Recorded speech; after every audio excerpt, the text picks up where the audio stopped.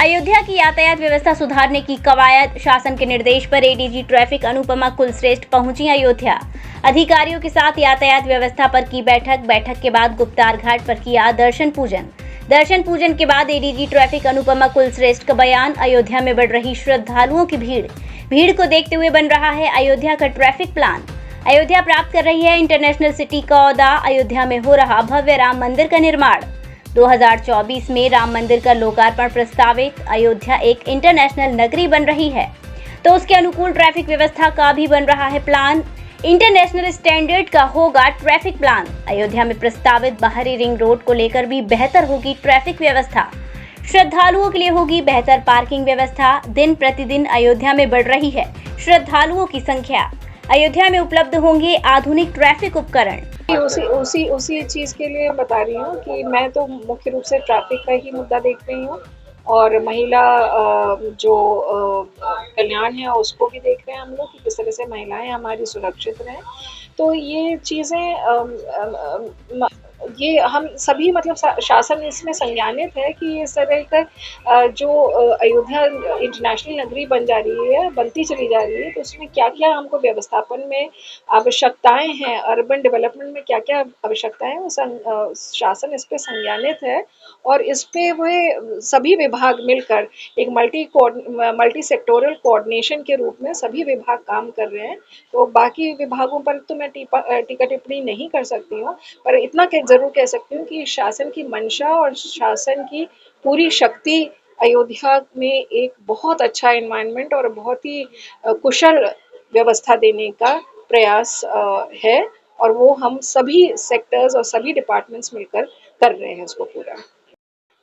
और राम मंदिर का निर्माण होने वाला है। बैठक में किस तरह की बात हुई और अयोध्या को ट्रैफिक व्यवस्था में किस तरह से मेंटेन आगे देखिए मेरी विज़िट यहाँ पे मुख्य रूप से ट्रैफिक व्यवस्था को देखने के लिए। अयोध्या एक इंटरनेशनल सिटी का ओहदा प्राप्त कर रही है और यहाँ पे एक भव्य राम मंदिर का निर्माण हो रहा है जो 2024 में इसका इनॉग्रेशन भी शेड्यूल्ड है।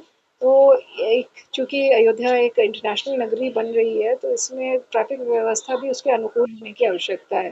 तो उसी सब बिंदुओं को देखना, उनकी समीक्षा करना और किस प्रकार से हम यहाँ की ट्रैफिक व्यवस्था को सुचारू कर सकते हैं और किस तरह से इसको एक इंटरनेशनल स्टैंडर्ड का बना सकते हैं, किस प्रकार की प्लानिंग होगी, किस तरह का व्यवस्थापन होगा, किस तरह का बाहरी रिंग रोड बनेगी, किस तरह की पार्किंग होगी, श्रद्धालुओं को जिस तरह से पूरी सुविधा रहे और किसी प्रकार की उनको परेशानी ना उठानी पड़े, क्योंकि यहाँ पे श्रद्धालुओं की संख्या भी बढ़ने वाली है, दिन पर दिन बढ़ ही रही है।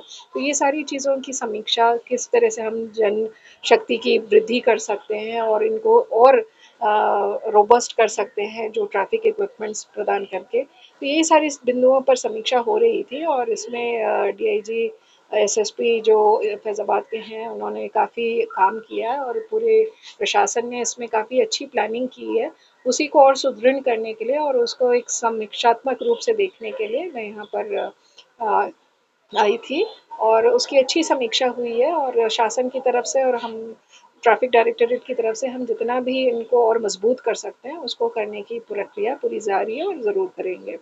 दूसरी चीज़ जो हम देखना चाह रहे थे यहाँ पर जो महिला बीट कांस्टेबल का अभियान चल रहा है उसकी भी समीक्षा करनी थी कि किस तरह से महिला बीट कांस्टेबल जा रही हैं।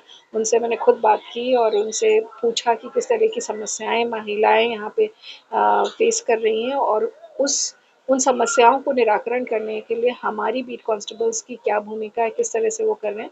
मुझे इस बात की बेहद खुशी कि हमारी बीट कांस्टेबल्स यहाँ पर काफ़ी गाँव जाकर उन्होंने चौपाल लगाई और सरकार की जितनी भी योजनाएं हैं, हेल्पलाइन नंबर्स हैं, ये सारी चीज़ें उन्होंने महिलाओं से खुलकर बात की और उनकी समस्याएं जानने की कोशिश की और उन समस्याओं पर त्वरित कार्रवाई की।